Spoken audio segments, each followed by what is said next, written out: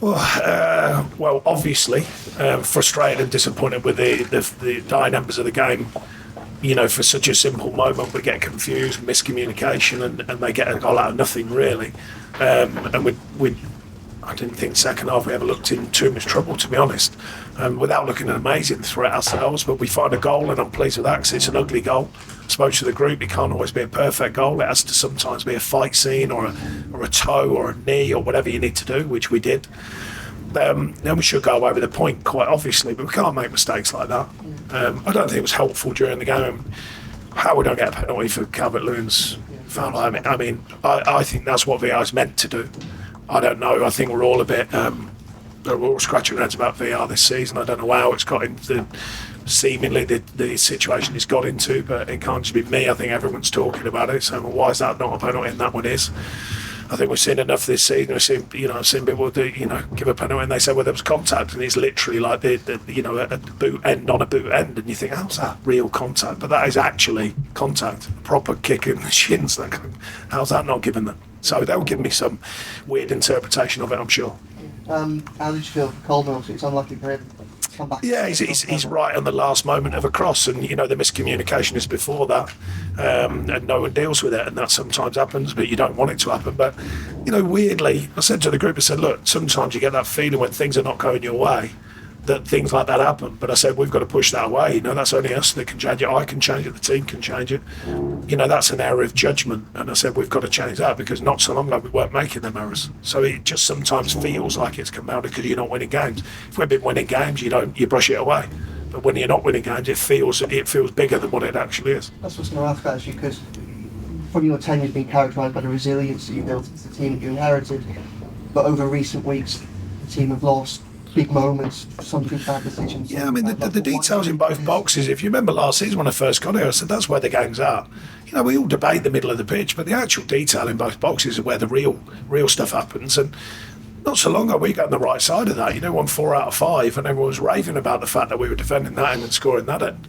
And then suddenly it just started to slip a little bit, and then it sort of gets in the psyche a little bit, and then the noise changes, and then we've got to deal with that. That's life as a professional footballer. I've been through it a lot myself as a manager. 300 odd Premier League games has taught me that, and games in the Championship. So can't rely on anyone else other than ourselves, that's for sure. In the past, when you have had those moments with sides, how have you changed it? How do you think this? Well, you need all the things that didn't happen today. You need a referee's decision, which is out of your hands, but you still need them. You need a performance, semi-performance today, I thought. They've made this a bit awkward again down here because they've had a good run and they've changed the psyche themselves, don't forget. Sometimes you need a lucky one. Sometimes you need a moment. And sometimes, usually, you've got to perform. I don't think we're a million miles away from performances, but we can't make errors like that. That's quite obvious. It's that's really disappointing. Disappointing for the players as well, not just for me, because there's no lack of effort, there's no lack of commitment to what we're trying to achieve. But the true moments in both boxes, then that's what's really got to change. And just finally for me, was Amadou Onana okay when he came up?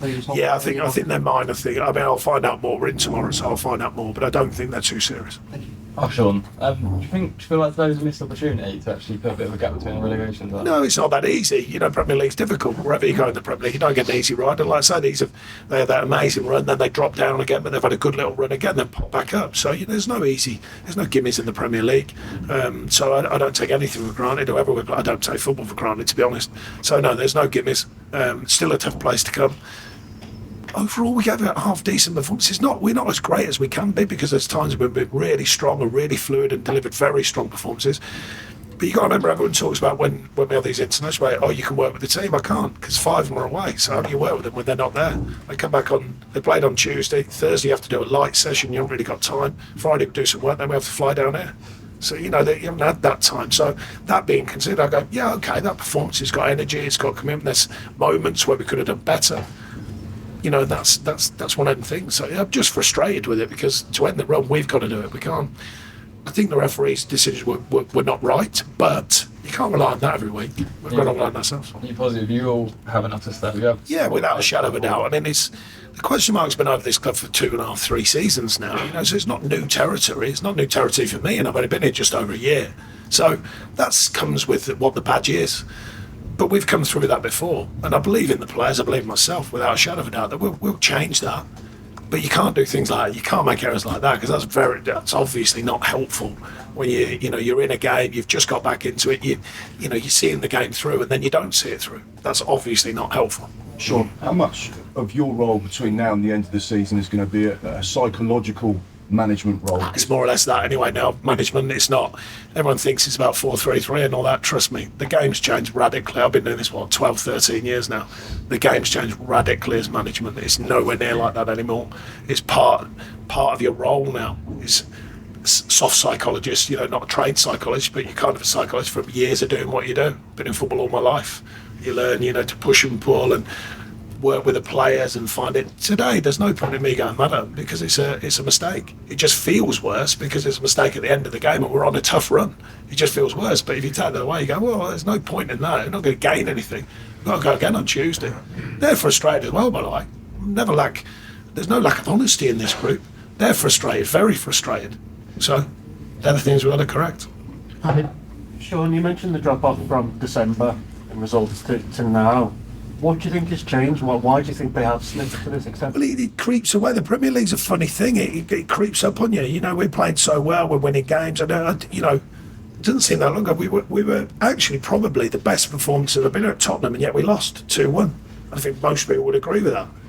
And then, you have a soft one and you don't get a result. Then you have a couple of draws which you should win.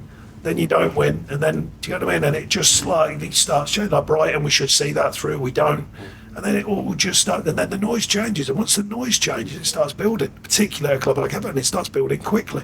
So then you've got to deal with the noise, not just the performance.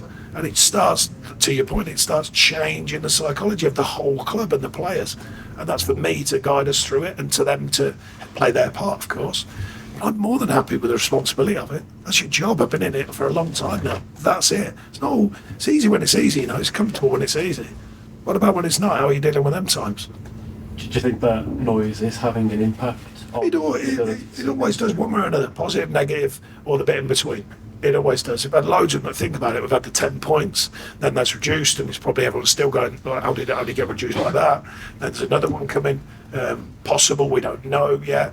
But all these things. But it's still just noise around the situation. I've been trying to get the players to see through that. As you well know, you're younger than me, the bombardment of social media and all that noise just keeps coming and coming. But that's part of a professional footballer's career now. That's part of my career. I know it's there. I don't worry about it because it's there. It's going to be a constant, good, bad, or indifferent. You can win games and you still get people saying you didn't do this, you didn't do that, you lose them. And there's lots of people saying you didn't do this and you didn't do that. That's part of what it is now. So controlling the controllables is the biggest thing for me. Just going back to the winning goal for Bournemouth, what would you have liked to have seen the team do better in that moment? Well, everything. Is that, what do you want to say? We can stop we don't have to give the first one away. Then we don't react to it quick enough, even though it's just a cross in the box. We don't react quick enough to stop it. Because of the box, we miscommunicate. Could we head out? Yes. Could we come out for the line? Yes. But all them things at the moment in time collide in a bad moment, and it causes trouble. Then things that normally we wouldn't even be talking about it. But now and again, over a season, things like that occur, and as if by weird the psyche of football, it always seems to be when you're having a tough time. It's very rare it seems to happen. That's all down to what you're saying, the psychology of it. But it's very difficult to control everyone's psychology at once and to have them all online with every detail of a 96-minute football match. You brought Dominic back in for Beto today. What have you seen from him? Yeah, I thought he played well. I thought he was handful. He looked stronger. He's playing stronger. Beto looks handful when he came on. Andre's going to get fitter. I like what he's trying to do for us.